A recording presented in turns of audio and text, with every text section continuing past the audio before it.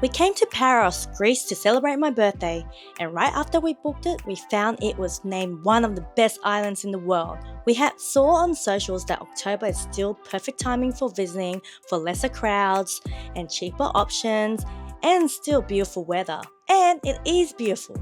But what no one tells you is that by mid-October, everything starts shutting down. We wish we knew this before we booked. And stick around because we found one restaurant you definitely want to put on your list. Hi guys, welcome to Sunsets and Speakeasies. I'm Marie and this is Dustin. And we are in Paros, Greece, celebrating this young lady's birthday. Yes, so I was really excited. I'm like, yes, I'm going to Greece for my birthday.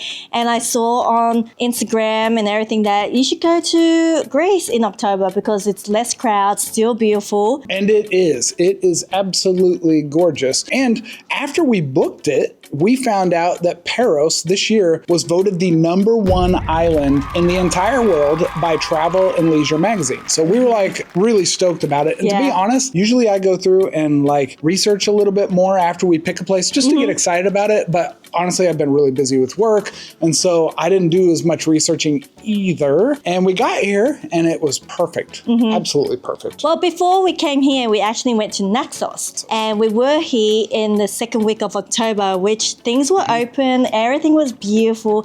That place is amazing too. It's a smaller island, but when we went to Paros, that was the third week of October. And the third week of October, it slows down a lot. And by a lot, we mean pretty much 90% of the restaurants and bars close. There's a national holiday that happens right around that time. It's like a bank holiday. And like they use that as like, oh, that's the end of the season. And when they say the end of the season, they mean it. So we just landed in Paros today and we were told that it's the end of the season and this area near the water is all the popping restaurants. Usually it's really packed during summer. And it's empty. One table with 6 people, but I think they're restaurant people. And this is the last day they will be open and then they're shutting down for the season. So kind of lucky that we got to see this place. Yep, to experience it, but it won't be here tomorrow. So we're gonna try to find some food. So that's gonna be challenging and we'll see what's open. Tonight is octopus and seafood linguine with Pinot Noir. We did say we're not gonna drink after Spain, but you know what? We're in Greece. We're in Greece. In most places, off-season just means fewer people. But here in Paros and other islands in Greece, it actually means businesses close for the season.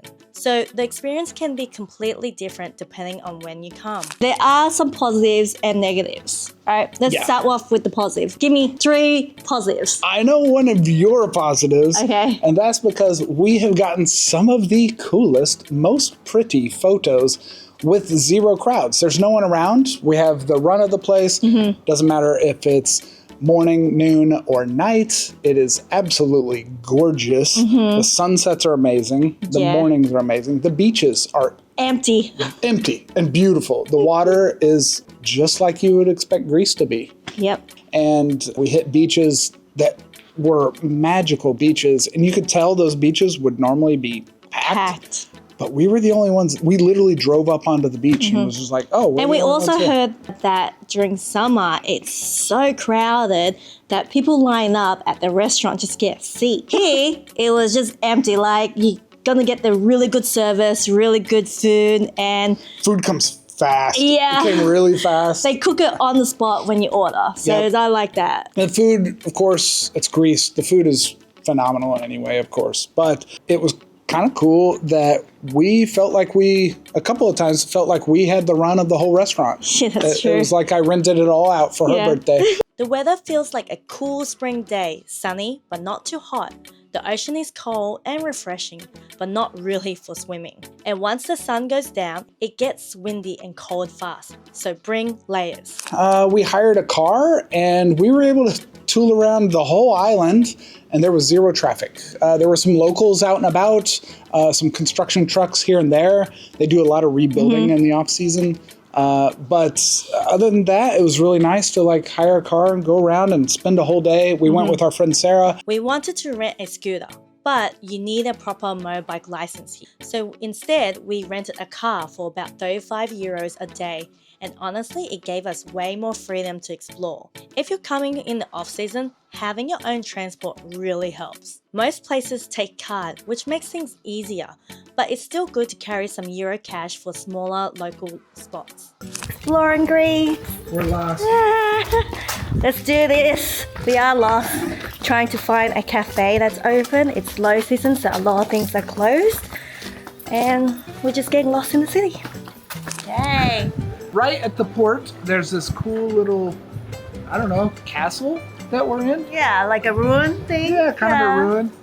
Looks like it maybe back in the old days they had cannon up on top of it or something to keep it safe. But it's really cool. Yes, and it's free to go. So since there's no one here, it's all to ourselves. To ourselves. Moments like this is what makes the off-season still worth it. Also, another positive is the cost. So it is much cheaper to get a Airbnb, a hotel, and even maybe food and stuff is way cheaper than if we went during summer. Yeah, and the Airbnbs, it's once again, since it's empty, it feels like you have your own Instagrammable paradise, and it's nice. You wake up in the morning and you got the whole place to yourself. We highly recommend this place. It was nice to stay here. Yeah, it is definitely cheaper this time of year, especially for accommodation and eating at local spots or places that were still open for the off-season. But you're trading costs for experience. You're not getting the full energy the island is known for. Greece is our last international hub. Yeah, and look, this is where we're staying. It's our Airbnb. That's beautiful. It's so cute. Don't mind the mess. We just got in now. But we got a little kitchen and a little balcony. And it is the off season, so it's a little quiet, but it feels like it's just all ours. Yep, it's all right. And then I'm gonna show you guys outside. It's sunny and it's like bright. It's like, my eyes. We stayed in Naxos, which is one of the most beautiful and popular areas in Paros. In peak season, it's full of life, but this time of year, it was much quieter. Our Airbnb had a kitchen which really helped during this off-season period, since not everything was open, so we ended up cooking a few meals. Our host told us that his fisherman friend had caught some fresh fish and octopus, and invited everyone to have a dinner at the accommodation we were staying at. This was one of the best meals and experience we had on the trip. Comment below if you would like to know which Airbnb we stayed at. Okay, so what's the 3 negatives? 3 negatives. All right, I'm a people person. There's no one. There's no one here. So there's a lot of locals around, I would say, going out and getting coffee and whatnot in the mornings. But those are probably people who live here year round. And most of them are pretty old. Very friendly, though. But there's not a lot of tourists around. We see a handful every day that have been nice to chat with. But if you're here for party scene or you're here to socialize, it's not a good time for that. I mean, I do say another negative would be that the restaurants and bars I wanted to go, or the rooftop bars and the sunset bars, they are closed. They're all closed. It's terrible. So a third negative thing I think as well is that there's no catamarans, no boats that can take you to other islands and stuff, or do like, I don't know, sunset cruise or something like that. Yeah, done for the season. There's no fun things to go do. So if you came here for vacation, for holiday, or island hopping, it's kind of hard to do right now. Yeah. If you're coming for nightlife, beach clubs, and island hopping, this isn't the time to come. A lot of that shuts down after mid-October. There are still a few places open, but your options are very limited. We came here to celebrate my birthday and quickly realized most places were closed. So we found one of the few restaurants still open by the water. It wasn't what we expected, but it turned into a really special night. Keep watching till the end for the location. But I also heard that it's other islands that also closes too. So Naxos will probably have closed it up. And Santorini, our friend Sarah just came back and she said that everything was closing up too. Yep. So I would say probably if you're wanting a real holiday, I would not come to Greece.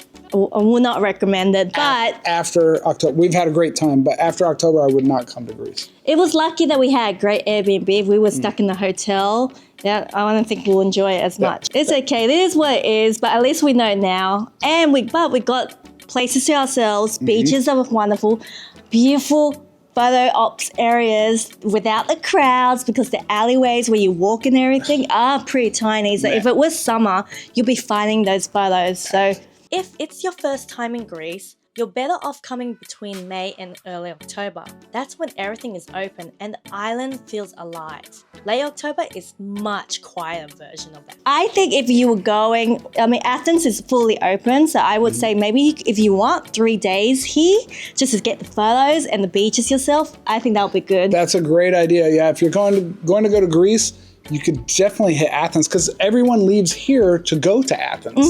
So in the off season, a lot of the locals, they all go back to Athens. Yeah. So I'm sure Athens is popping, and we're going to find out in a day. Yeah. We're going there tomorrow. A good approach is a few days on islands for the views and photos. Then spend more time somewhere like Athens where things stay open year round. That way you get the best of both. This was the spot that made the whole trip. Right on the water, incredible sunset, amazing food, and one of the few places that still feel alive. If you come during this time, this is the one you put on your list. They are open until the first week of November, and then they close for the season. Paros in late October is beautiful, but it's a very different experience. Quiet, peaceful, and relaxed, but also limited. So if that's what you want, it's perfect. If not, you might want to rethink your timing. You know what? We came here during low season and I thought that everyone's like, yes, go to Greece during October. It's going to be amazing. Just let you know, first 2 weeks, yes, go to it because you'll get everything. After that, it's going to close. But, now we're going to try next time for summer. Our next visit to Greece will be during the summer, and our next destination after this is back to Australia. My place. So we'll head to Sydney for Marie's ongoing birthday month and some other big news that we have coming up as well. Yep, so you better get that like and subscribe button because you'll find out what's that big news we got. Till then, catch you on the flip side. bye! If this video helped set your expectations for visiting Greece in October, give the video a like and subscribe for more travel guides like this. Thanks for watching and we'll see you in the next one.